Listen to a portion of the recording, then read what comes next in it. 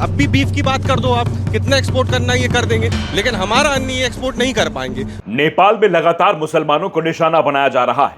नेपाल में मस्जिदें जलाई जा रही है, मुसलमानों को मारा जा रहा है, उनकी दुकानें तोड़ी फोड़ी जा रही हैं। बालेन शाह बिल्कुल चुप हैं। सवाल पूछा जा रहा है कि आखिरकार क्यों मुसलमानों पर इस तरीके की ज्यादती की जा रही है।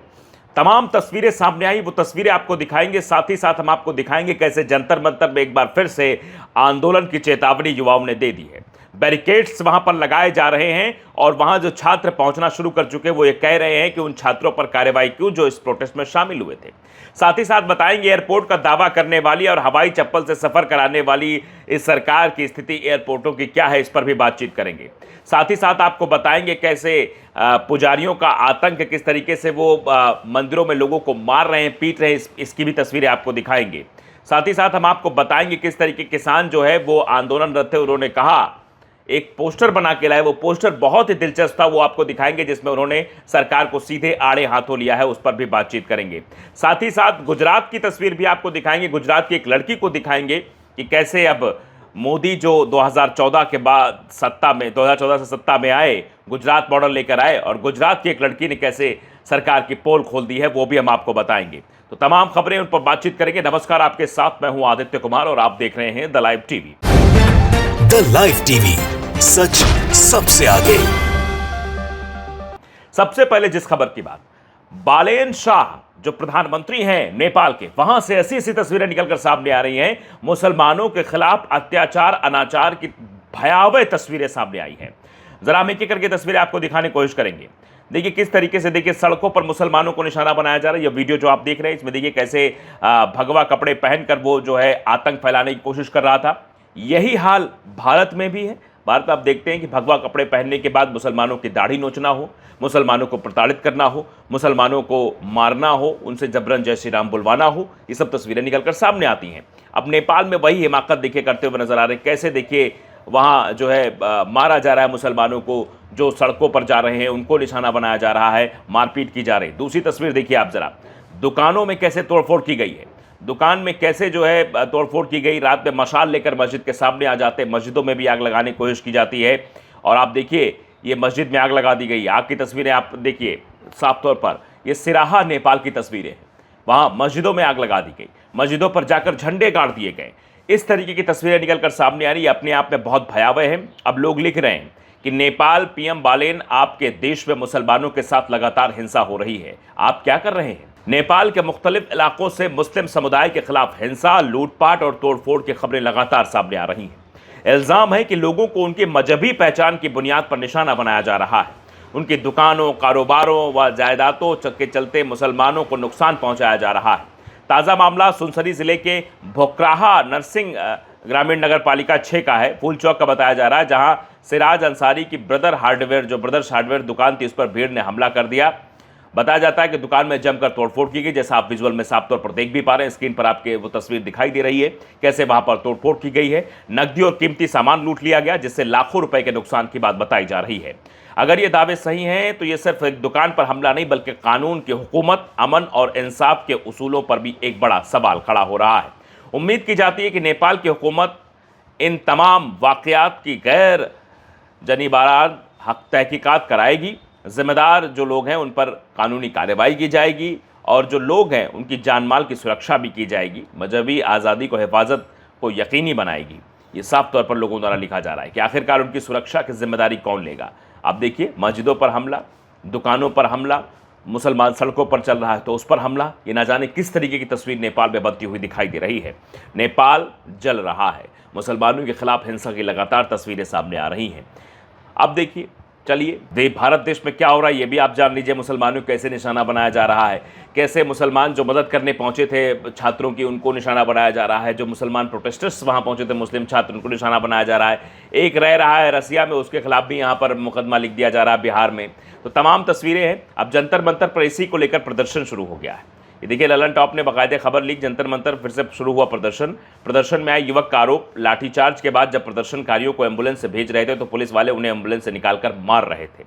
प्रोटेस्ट के बाद छात्रों के पास आई पुलिस वालों की कॉल, कहा अपना एड्रेस दे दो वरना 3 दिन के अंदर घर से उठा लेंगे और आपके साथ बहुत गलत करेंगे, ये धमकियां दी जा रही हैं।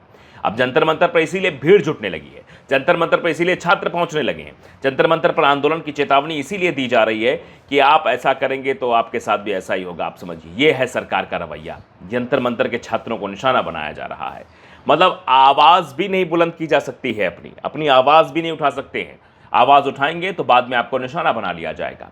जबकि 3 मांगें मान ली गई थी, उन 3 मांगों में यह भी था कि जो प्रोटेस्टर्स हैं उन पर कार्रवाई नहीं होगी, जो मुकदमे हैं वो वापस लिए जाएंगे, लेकिन वापस लेने के बजाय उन पर मुकदमे करके उनको जेल में भेजने की कोशिश हो रही है। अंदाज़ा आप लगा सकते हैं इस बात से कि किस तरीके की यहाँ पर स्थितियाँ होती हुई दिखाई दे रही है। टारगेट किया जा रहा है, निशाना बनाया जा रहा है। और ये तस्वीरें आप देखिए, वहाँ पर जो जंतर मंतर बाहर तस्वीरें निकलकर सामने आ रही, वो साफ तौर पर आप स्क्रीन पर देख पा रहे हैं कि छात्र वहाँ बैठ गए हैं। छात्रों ने अब अपना आंदोलन फिर से शुरू करने की बात कह दी है। उनका साफ तौर पर कहना है कि ये जो कार्रवाई हो रही है ये बिल्कुल ज़्यादती कार्रवाई है। सरकार एक तरफ कहती है कि हम कार्रवाई नहीं करेंगे, बिल वापस ले लें, लेकिन 25 तारीख के बाद तमाम फ़ोन कॉल्स आने शुरू हो जाते हैं छात्रों के पास, उनसे एड्रेस मांगा जाता है, उनका एड्रेस प्रूफ मांगा जाता है, थाने में आने की बात कही जाती है। अब देखिए आशीष कुमार को जो है गिरफ्तार किया गया, दिशा के छात्र बैठे, उनका साफ तौर पर कहना है कि आशीष कुमार को रिहा किया जाए। तो ये चीज़ें निकल कर क्यों सामने आ रही? अब ज़रा एक मैं वीडियो आपको दिखाना चाहता हूँ। ये मतलब प्रदर्शन के दरमियान एमपी कांग्रेस ने पोस्ट किया है। ये भोपाल में जो किसानों का आंदोलन हो रहा था उसको लेकर ये है। देखिए क्या कह रहे हैं शख्स। कोई तकलीफ नहीं, हम यहाँ सोएंगे। ये देखिए, फसल खरीदो विधायक नहीं। देखिए आप तस्वीरों, भाई साहब ये पोस्टर का मतलब क्या है? भाई साहब इनके पास हमारी फसल खरीदने के लिए पैसे नहीं रहते। बाकी अभी आप बोल दो कहाँ की सरकार पलटानी है, कितने विधायक खरीदने, कितने एमपी की सरकार जो इनने पलटाई थी उसमें कितने ही विधायक इनने खरीदे थे, महाराष्ट्र की पलटाई उसमें कितने ही खरीदे, कितने 100 करोड़ दिए, लेकिन हमारी फसल के लिए इनके पास पैसा नहीं है। अब भी बीफ की बात कर दो आप, कितना एक्सपोर्ट करना है ये कर देंगे, लेकिन हमारा अन्न ये एक्सपोर्ट नहीं कर पाएंगे, उसको ये इंपोर्ट करवाएंगे।